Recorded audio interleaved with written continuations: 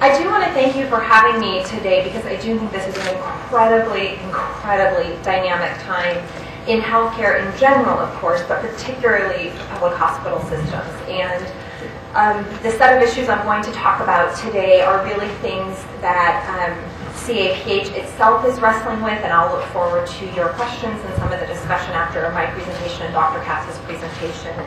If history is any guide, when major health reform efforts have failed, what they turn around and do is cut deeply, very deeply. And I would argue that the only way for public hospital systems to potentially sustain those kinds of cuts, if they unfortunately come to pass, because there are major threats to health reform or an undermining of health reform in some significant way, the only way public hospital systems can survive that is if we prepare as if reform is happening now anyway and work on those very same issues of quality, cost, better results for the dollars that we're spending in healthcare. So I don't think it matters at some level. I mean, I wouldn't want this to be quoted out of context, but it doesn't matter at some level if something changes with reform in terms of the politics or the Supreme Court or anything else. We have to make these changes in healthcare anyway. I do think that that passion for the mission makes a difference, and we need to keep that front and center and incorporate it into our work. And at the same time, the challenge is the passion for the mission isn't enough anymore. You know, there was a time when CAPH could go to Sacramento or Washington, D.C. and say, hey, public hospital systems need more money and more support and this and that because we're doing God's work and it's really important and we're serving low-income people and they need health care too, and it is critical that we do that. It's the right thing to do. We must do it. You must support us. And there was a time and a place where that worked and it was effective and it succeeded. But I need to let you know that not for lack of trying, but that is no longer effective in and of itself. If we can say that, plus here's our performance, here's our value, here's the difference we make for our patients and for our communities and the quality we deliver. And look at our diabetic patients and the outcomes they're having now versus before. Look how many people are in an appropriate and effective medical home. Look at what we can do to reduce readmissions. Look at our patient experience scores and how they're going up. Look at how we've reduced all of these hospital-acquired conditions and infections. That is what needs to lead us forward, and the money can follow. We have dealt with limited resources and great challenges for our entire history. And we are in that place again, and I think we can take that experience to really embrace the transformation agenda and challenge that's ahead of us and work that through. And I do think that means we have to be bold.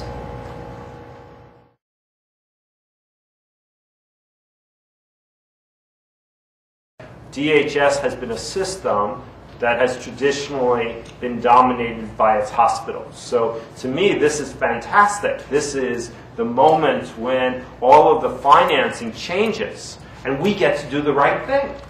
We get to focus our resources where the people that we serve most want them, in their community, in settings that are much safer for them and better for them than the hospital. And then we also, in that way, disimpact the hospitals such that when people need emergency care, when they're in that accident, when they need surgery, they get it promptly because the hospital is not filled with people who are waiting to be discharged to a lower level of care.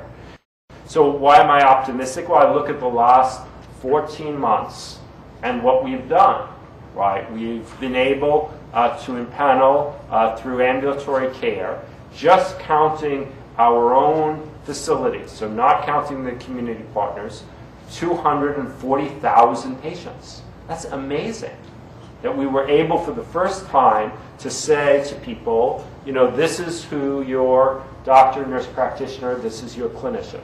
Also in ambulatory, we've been able to increase the number of primary care slots. I know that's been a huge issue. We want more primary care. Money is tight, as Melissa was saying. It's unlikely that we're going to get a great deal more money. So what did you all do? You produced the equivalent of 2 health centers worth of primary care appointments just by asking moving administrative responsibilities away from some of our clinicians to other administrators so that the clinicians could spend more time doing actual clinical work. And we moved people from working in walk-in type settings, urgent care settings, to actually being able to take care of people in primary care. What is not a very efficient use of urgent care walk-in is the person who is in their 50s, knows that they have diabetes and hypertension and heart disease, and doesn't have a regular doctor. And they don't have a regular doctor because our system hasn't had enough primary care access. Right? We are a system in some ways that mirrors the American healthcare system, which is too much specialty relative to the amount of primary care. Now, I know you say, well, but that's a surprising statement because we hear so much about the specialty access delays. But you see, that's related also to primary care. When you don't have enough primary care, then the specialists can't just serve as consultants. They're actually taking care of patients in an ongoing way. And that's why when you all did the look at the specialty decompression, you found so many people who could leave specialty care, right? And they could go to primary care, right? Because the specialists are busy, but they're busy seeing many of the people who could be seen in primary care. Meanwhile, urgent care is busy, but they're seeing people who should be in primary care, often with the same people who could be doing primary care practices. So the fact that we need to reorient ourselves, that we need to focus on a different model of care, I think that's fantastic. The other things we have in favor is that in our hospitals, the quality of the care that people are getting is as good as they would get anywhere. I'm convinced of that from working on the wards here at LAC-USC, from being part of the governing body and reviewing records of Harbor and Rancho and Oliveview. What is not as good as what people would get is patient experience. Our quality indicators, if by quality we mean the quality of our physician staff, our nursing staff, that's terrific. What is not terrific is the wait times. And by waits, I don't mean that you have to wait 6 weeks for, say, a specialty appointment. I mean you arrive at clinic at 9 o'clock and you're seen at 1 p.m. See, I can accept the first one, right? Even the private sector, people with private insurance will have to wait 6 weeks. And many things can wait 6 weeks or 8 weeks or 12 weeks, especially if you have a good primary care provider. What I can accept is that if we give somebody a 9 o'clock appointment and we see them at 1 o'clock, that's wrong. That's just wrong.